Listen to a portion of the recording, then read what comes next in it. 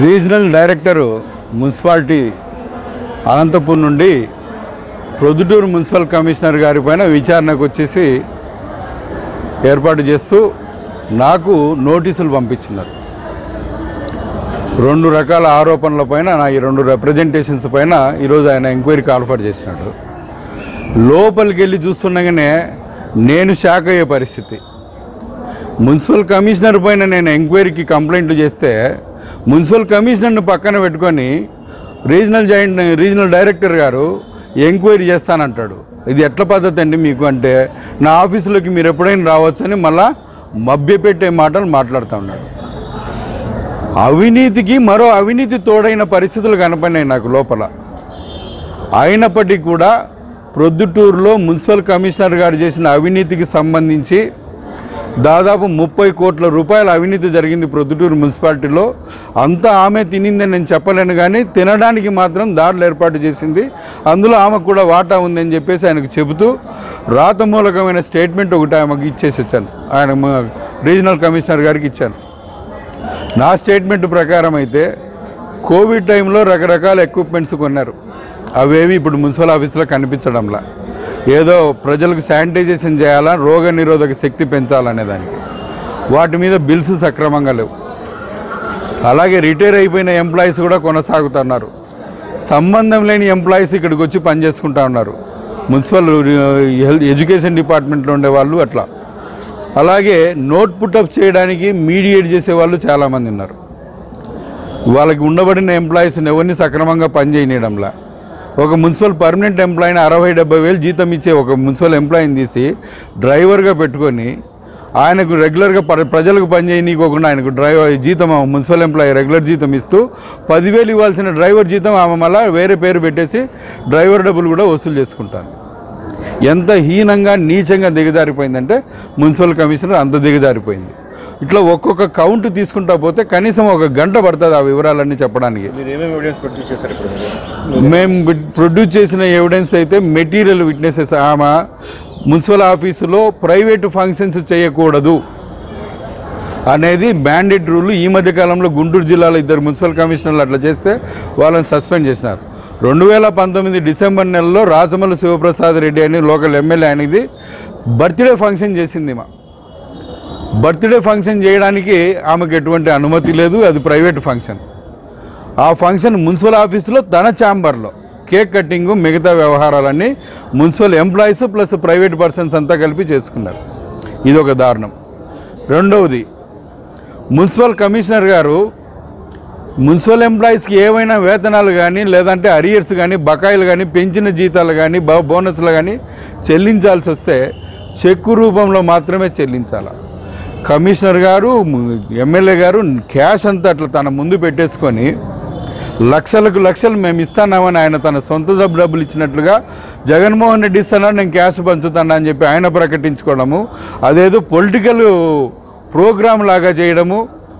Commissioner గారు ఆ డబ్బులు తీసి తను డిస్ట్రిబ్యూట్ చేయడం అనేది కంప్లీట్గా పిక్చర్ అంతా మీడియా ద్వారా వచ్చినదంతా తీసి పంపించాం.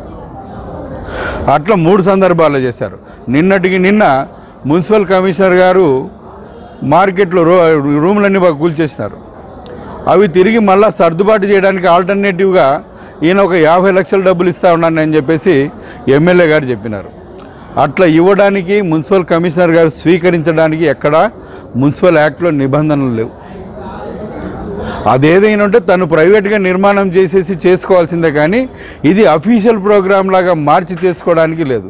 పోనీ ఆయన ఇచ్చినది ఏమైనా మున్సిపల్ ఆఫీస్ రికార్డ్స్లో ఎంటర్ అయినాయంటే ఇప్పటి వరకు ఆయన ఇచ్చిన మొత్తం కోవిడ్ ఫండ్ కానీ మిగతా కానీ ఎక్కడ కానీ మున్సిపల్ ఆఫీస్ రికార్డ్స్లో ఎంటర్ కాలేదు.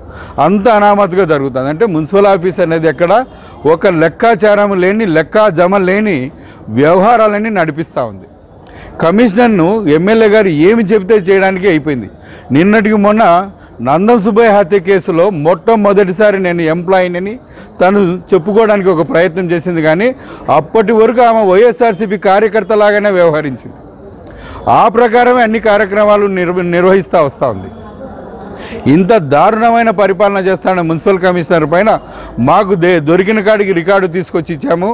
మిగతా రికార్డ్స్ అన్నీ కంప్లీట్గా కూడా డైరెక్ట్గా ఆయన ఆఫీసులో అందజేస్తాం. మాకు ఇక్కడ మున్సిపల్ కమిషనర్ ఉంది కాబట్టి మీ పైన కూడా మాకు సక్రమమైన నమ్మకము, ఏమాత్రం భరోసా కనపడడం లేదని చెప్పేసి అతని ముఖాన్ని చెప్పి ఆ మాట కూడా ఈ పేపర్లో కూడా రాయించి ఇచ్చాను నేను. ఆమె టాప్ టు బాటం మేము అధికారులు అందరినీ మేనేజ్ చేసుకున్నాను. మున్సిపల్ ఆఫీసు కమిషనర్ పైన కానీ ఎంప్లాయీస్ పైన కానీ ఎంక్వైరీకి వచ్చినా కూడా ఏమి చేయలేరు, అందరినీ నేను మెయింటైన్ చేసినానని చెప్పేసి ఎంప్లాయీస్కి నిన్ననే చెప్పుకునిందంట కూడా. ఆ ఎంప్లాయీస్ అందరూ మాకు సమాచారం ఇచ్చినారు. అట్లాంటి పరిస్థితులలో ప్రొద్దుటూరు మున్సిపాలిటీ పరిపాలన నడుస్తూ ఉంది. ప్రజలు బాగా కష్టార్జితము చెమటోడ్చి సంపాదించిన డబ్బులలో వీళ్లకు పన్ను కడతా ఉంటే దాన్ని అంతా తీసి దుర్వినియోగం చేస్తూ అటు ప్రజలను నాశనం చేస్తుంది, ఇటు పరిపాలన నాశనం చేస్తూ ఉంది.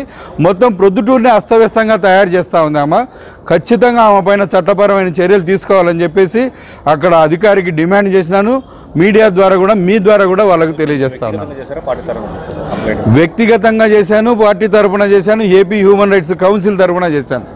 బీజేపీ తరఫున ఒక కంప్లైంట్ పెట్టాను, ఏపీ హ్యూమన్ రైట్స్ కౌన్సిల్ తరఫున ఒక కంప్లైంట్ పెట్టాను, అడ్వకేట్ హోదాలో కూడా కంప్లైంట్లు పెట్టాను నేను. ఎందుకంటే తప్పని వేలెత్తి చూపడానికి నాకు హోదా అక్కర్లా. చూసిన దారుణాల పరిస్థితులు చూసి నాకు బాధ అనిపించి అన్ని హోదాలను కూడా వాడుకోవాల్సి వచ్చింది. అక్కడ అధికారులందరూ లాలుచి పడిన సందర్భంలో కమిషనర్తో విచారణ చేస్తున్నారు కాబట్టి మీరు నిరసించి బయటకు వచ్చారు. నిరసన తెలిపినాం, రాతమూలకంగా స్టేట్మెంట్ రాసుకొని వచ్చి నాకు అటువంటి సందర్భం వస్తుందని కూడా నేను ఊహించలేకపోయినా, కానీ ఆమె ద్వారా నేను నోటీసులు నాకు సర్వ్ చేసినారు, ఎంక్వైరీ నోటీసులు. అది కూడా ఆయన ప్రశ్నించినాను. ఏ కమిషనర్ పైన నేను ఎంక్వైరీకి మిమ్మల్ని కాల్ఫర్ చేస్తే ఆ కమిషనర్ ద్వారా నాకు నోటీసులు ఇవ్వడం అనేది మీదెంత పద్ధతి అని ఆయన ప్రశ్నించడం కూడా జరిగింది. అది మాకు వేరే ఆల్టర్నేటివ్ లేదనే. అయ్యా బాబు, మున్సిపల్ ఆఫీసులో కమిషనర్ ఒక్కటే కాదు ఎంప్లాయీ, మొత్తం ఎంప్లాయీస్ అందరూ కూడా నీకు సబార్డినేట్సే. ఖచ్చితంగా మేనేజర్ ఉన్నాడు, ఏసీపీ ఉన్నాడు, మిగతా అధికారులు ఉన్నారు. ఎవరి ద్వారా నోటీస్ ఇచ్చినకూడదు నువ్వు? కేవలం ఆమె ద్వారానే నాకు నోటీస్ ఇస్తావంటే నీ లాలుచితనం అర్థమైపోయిందని అతనికి ముఖం మీదనే కొట్టి చెప్పిరా. అట్లాంటి పరిస్థితులలో ఎంక్వైరీ నడుస్తుంది మున్సిపల్ ఆఫీస్లో. ఆయన మీరు ఏదైనా అదనపు రికార్డు ఏదైనా అవగాహన ఉంటే కింద మెటీరియల్ తీసుకొచ్చి నాకు ఇవ్వండి అని చెప్పినాడు, ఇస్తానని చెప్పినాను. అయితే మీరు నిజాయితీగా ఎంక్వైరీ చేయాలని కూడా ఆయన ఆమె ముందరే అడిగాను. అదే అటువంటి పరిస్థితి అది.